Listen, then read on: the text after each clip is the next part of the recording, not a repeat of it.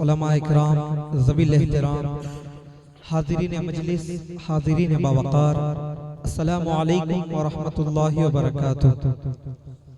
الحمدللہ رب العالمین، الصلاة والسلام علی سید المرسلین، اما بعد فاعوذ باللہ من الشیطان الرجیم، بسم اللہ الرحمن الرحیم، والضحى والليل إذا سجى، صدق الله العلي العظيم وصدق رسوله النبي الأمين المتين الكريم ونحن على ذلك لمن الشاهدين والشاكرين۔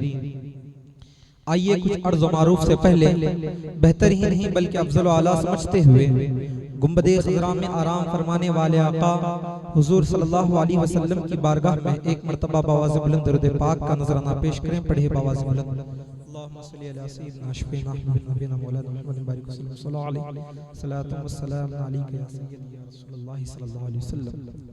امام عشق و محبت اعلیٰ حضرت حضور صلی اللہ علیہ وسلم کے اخلاق اور ان کی خلقت کو دیکھ کر اپنی قلم سے لکھتے ہیں: تیرے خلق کو حق نے عظیم کیا، تیرے خلق کو حق نے جمیل کیا، کوئی تجھ سا ہوا ہے نہ ہوگا شاہ، تیرے خالق حسن و ادا کی قسم۔ حضرات گرامی، حضور صلی اللہ علیہ وسلم کو ہم اب تک بھی مانتے ہیں۔ حضور صلی اللہ علیہ وسلم کے وفات کے 1450 سال اب بھی بیت گئے، پھر بھی ہم آج حضور کا میلاد مناتے ہیں۔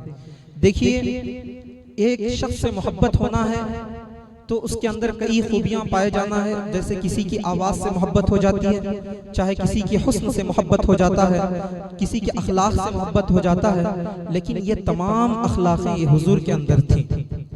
آئیے میں ان اخلاق میں سے اب بات نہیں کروں گا، لیکن ان کے حسن کے تعلق سے آپ کو کچھ بتاؤں گا کہ حضور کا حسن کے تعلق سے صحابہ نے کیا کہا ہے اور بعد والوں نے بھی کیا کہا ہے۔ انشاءاللہ میں اس پر تھوڑی سی گفتگو کروں گا، اس کے بعد انشاءاللہ کنڑ میں ایک بہت ہی بہترین انداز میں استاد تقریر کریں گے۔ اس سے پہلے میں کچھ لفظیں آپ کے سامنے بتاؤں گا۔ اللہ رب العزت توفیق عطا فرمائے۔ حضرت یوسف علیہ السلام کے حسن کو آپ نے سنا ہی ہوگا۔ حضرت یوسف علیہ السلام کے حسن کو دیکھ کر مصر کی عورتیں سیب کاٹتے کاٹتے اپنی انگلیاں بھی کاٹ لیا کرتی تھی، لیکن مصطفیٰ جان رحمت صلی اللہ علیہ وسلم کا نام ہی ایسا ہے کہ ان کے نام ہی سے آج لوگ اپنی گردنیں نچھاور کرنا چاہتے ہیں۔ حسن یوسف پہ کٹی مصر میں انگشت زنا، سر کٹاتے ہیں تیرے نام پہ مردان عرب۔ حضور صلی اللہ علیہ وسلم کا حسن ہی ایسا ہے، جو بھی حضور صلی اللہ علیہ وسلم کو دیکھ لیتا تو ان پر فدا ہو جاتا۔ کئی سارے صحابہ ایسے ہیں جو بہت بڑے مالدار تھے، لیکن اپنے مال کو ٹھکرا دیا، اپنے مال کو ہیچ کر کے حضور صلی اللہ علیہ وسلم کے حسن کے پیچھے آیا، اور جو بھی حضور صلی اللہ علیہ وسلم کو اپنی آنکھ سے دیکھتا اس کی زبان سے یہی ہوتا: اب میری نگاہوں میں جھجتا نہیں کوئی، جیسے میرے سرکار ہیں ویسا نہیں کوئی۔ اس حضور صلی اللہ علیہ وسلم کے حسن کو جب حضرت جابر بن سمرہ رضی اللہ تعالیٰ عنہ دیکھتے ہیں، رسول پاک صلی اللہ علیہ وسلم مسجد میں تشریف فرما ہے، 14ویں کا چاند بھی ہے، کبھی حضور صلی اللہ علیہ وسلم کے چہرے انور کو دیکھ رہے ہیں، وہ رخ زیبا کو دیکھ رہے ہیں، کبھی چاند کی طرف دیکھ رہے ہیں، چاند کو بھی دیکھتے ہیں، حضور کے چہرے کو بھی دیکھتے ہیں، اور آخر میں فیصلہ کرتے ہیں کہ چاند سے زیادہ حسین و جمیل، چاند سے زیادہ خوبصورت بیوٹیفل حضور صلی اللہ علیہ وسلم کا چہرہ اقدس ہے۔ اور حضور صلی اللہ علیہ وسلم کے صدقے سے ہی اس چاند کو بھی خوبصورتی ملی ہے۔ اللہ رب العزت نے انہی کی خوبصورتی کا کرن اس چاند میں رکھا ہے۔ چاند سے تشبیہ دینا یہ بھی کوئی انصاف ہے؟ چاند میں تو داغ ہے، مصطفیٰ کا چہرہ صاف ہے۔ اور جب حسان بن ثابت رضی اللہ تعالیٰ عنہ نے رسول پاک صلی اللہ علیہ وسلم کے چہرہ اقدس کو دیکھا تو کہا: وَأَحْسَنُ مِنْكَ لَمْ تَرَ قَطُّ عَيْنِي وَأَجْمَلُ مِنْكَ لَمْ تَلِدِ النِّسَاءُ خُلِقْتَ مُبَرَّأً مِنْ كُلِّ عَيْبٍ كَأَنَّكَ قَدْ خُلِقْتَ كَمَا تَشَاءُ۔ اے حبیب پاک صلی اللہ علیہ وسلم، آپ جیسا حسین و جمیل بیوٹیفل میری آنکھ نے دیکھا نہیں۔ وَأَجْمَلُ مِنْكَ لَمْ تَلِدِ النِّسَاءُ، دیکھتا بھی کیسے کسی ماں نے جنا ہی نہیں، جنتی تو تب دیکھتا نا، کوئی کسی ماں نے جنا ہی نہیں، کیسے دیکھ لیتا، کیسے نظارہ کر لیتا۔ اور آگے فرماتے ہیں خلقت مبرأ من کل عیب، آپ کو ہر عیب و نقائص سے پاک پیدا کیا گیا۔ اور آگے اور لکھتے ہیں کأنک قد خلقت کما تشاء، اللہ رب العزت نے آپ نے جیسا چاہا، اللہ رب العزت آپ کو ویسے ہی پیدا کیا۔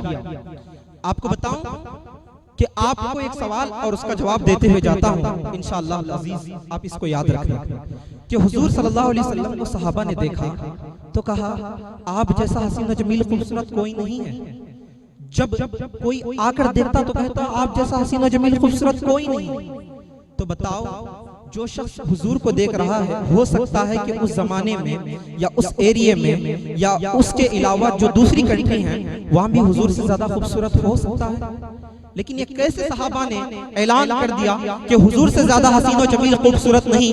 میں آپ کو اس کی بارگاہ میں لے جانا چاہتا ہوں جس نے ہندوستان کو دیکھا ہے، جس نے افغانستان کو بھی دیکھا ہے، جس نے دنیا کے خطے کو بھی دیکھا ہے، جس نے دنیا کے چپے کو بھی دیکھا ہے۔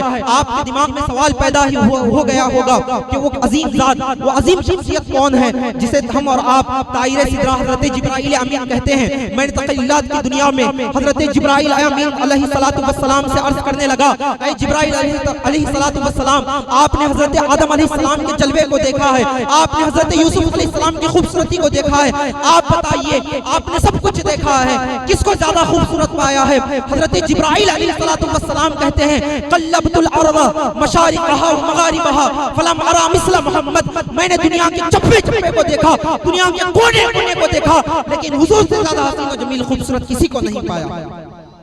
اور اسی کی تشریح کرتے ہوئے امام اہل سنت اعلیٰ حضرت کہتے ہیں یہی بولے سدرہ والے چمنے جہاں کے تھالے سبھی میں نے چھان ڈالے، تیرے پائے کا نہ پایا، تیرے پائے کا نہ پایا، تجھے ایک نے ایک بنایا، تجھے ایک نے ایک بنایا، تجھے حمد ہے خدایا، تجھے حمد ہے خدایا۔ رسول پاک صلی اللہ علیہ وسلم کے حسن و جمال کو کوئی دیکھ لیتا ان پر فدا ہی ہو جاتا۔ حضور صلی اللہ علیہ وسلم کی خوبصورتی جیسے تھی ویسے ہی خوبصورت بھی تھی۔